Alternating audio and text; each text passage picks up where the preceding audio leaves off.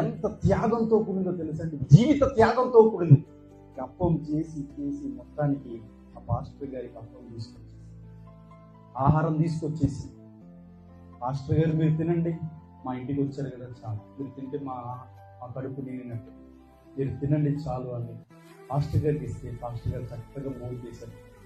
భోజనం చేసి, అమ్మా మిమ్మల్ని దీవిస్తున్నాను, ఇప్పుడు మీరు వెళ్ళి తిన్నాను. ఇంకేముంది పాస్టర్ గారు, ఉన్నదే మీకు తెచ్చాం కదా. తెచ్చావులే అమ్మా, వెళ్ళి చూడమ్మా అన్నాడంట. వెళ్ళిందంట, ఆ పిండి మూత చూసిందంట, పిండి ఉందంట. నూనె డబ్బా మూత తీసిందంట, నూనె ఉందంట. వెంటనే ఈ యొక్క విధవరాలు గారంట అక్కడ ఒక అప్పం వేసి కొడుకు పెట్టేసిందంట. ఎందుకంటే కొడుకు ఆకలితో ఉన్నాడు, కొడుకు తినేసాడంట.